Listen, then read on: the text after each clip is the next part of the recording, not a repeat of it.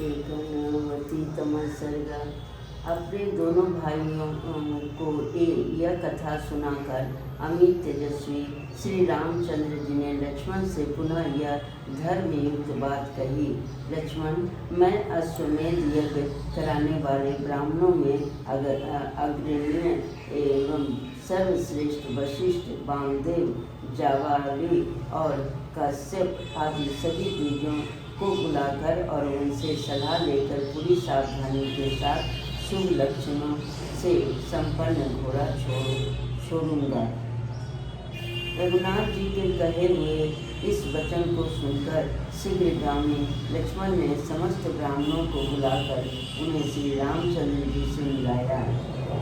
उन ब्राह्मणों ने देखा देवतुल्य तेजस्वी और अत्यंत दुर्जय श्री राघवेंद्र हमारे चरणों में प्रणाम करके खड़े हैं।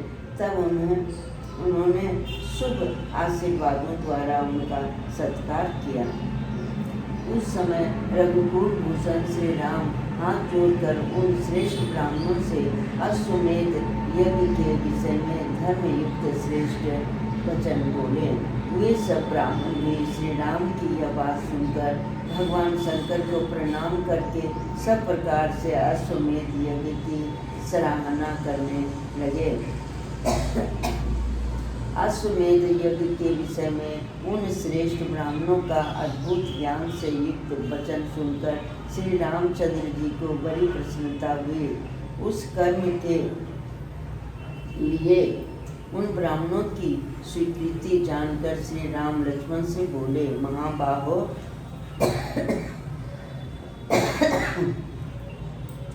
तुम महात्मा वानर राज सुग्रीव के पास यह संदेश भेजो कि कपि श्रेष्ठ, तुम बहुत से विशालकाय वनवासी वानरों के साथ यहाँ यज्ञ महोत्सव का आनंद लेने के लिए आओ, तुम्हारा कल्याण हो। साथ ही अतुल पराक्रमी विभीषण को भी यह सूचना दो कि वे इच्छानुसार चलने वाले बहुत से राक्षसों के साथ हमारे महान अश्वमेध यज्ञ में पधारे। इनके सिवा मेरा प्रिय करने की इच्छा वाले जो महाभाग राजा हैं, वे भी यज्ञ भूमि देखने के लिए सेवकों सहित शीघ्र यहाँ आवे। लक्ष्मण, जो धर्मनिष्ठ ब्राह्मण कार्यवश तुम दूसरे देशों में चले गए हैं, उन सबको अपने अश्वमेध यज्ञ के लिए आमंत्रित करो। महाबाहो, तपोधन ऋषियों को तथा अन्य राज्य में रहने वाले स्त्रियों सहित समस्त ब्रह्म ऋषियों को भी बुला लो। महाबाहो, ताल लेकर रणभूमि में संरक्षण करने वाले सूत्रधार तथा नट और नर्तक भी बुला लिए जाएं। नैमिषारण्य में गोमती के तट पर विशाल यज्ञ मंडप बनाने की आज्ञा दो। उन्होंने, क्योंकि वह वन बहुत ही उत्तम और पवित्र स्थान है। महाबाहु रघुनंदन, वहाँ यज्ञ की निर्विघ्न समाप्ति के लिए सर्वत्र शांति विधान प्रारंभ कर दो। नैमिषारण्य सैकड़ों धर्म पुरुष उस परम उत्तम और श्रेष्ठ महायज्ञ को देखकर कृतार्थ हो। धर्मज्ञ लक्ष्मण, शीघ्र लोगों को आमंत्रित करो और जो लोग आवे वे सब विधि पूर्वक तुष्ट पुष्ट एवं सम्मानित होकर लौटे।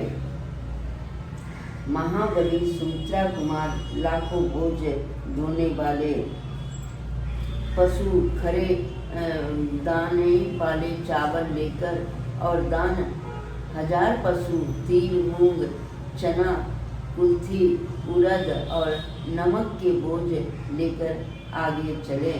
इसी के अनुरूप घी, तेल, दूध, दही तथा बिना घिसे हुए चंदन और बिना पीसे हुए सुगंधित पदार्थ भी भेजे जाने चाहिए।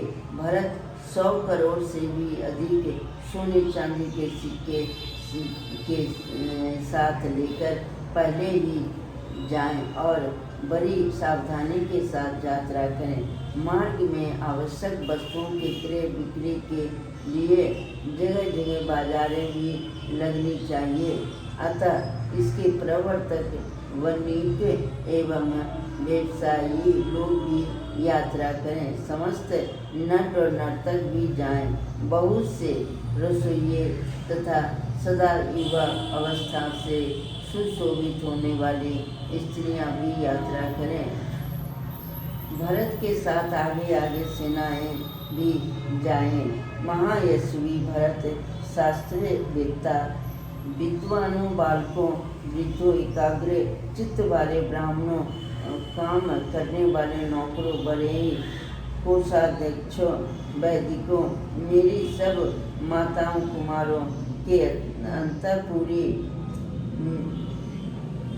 अंतःपुरों, मेरी पत्नी की सुवर्ण में प्रतिमा तथा यज्ञ करने की दीक्षा के जानकर ब्राह्मणों को आगे करके पहले ही यात्रा करें।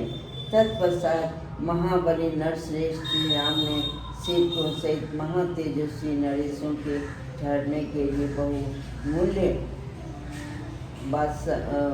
वास स्थान बनाने के लिए आदेश दिया तथा सिखों सहित उन महात्मा नरेशों के लिए अन्न, पान एवं वस्त्र आदि की भी व्यवस्था कराई। तदंतर शत्रुघ्न सहित भरत ने नेमिषार रहने को प्रस्थान किया। उस समय वहाँ सुग्रीव सहित महात्मा वानर जितने भी श्रेष्ठ ब्राह्मण वहाँ उपस्थित थे, उन सबको रसोई परोसने का काम करते थे।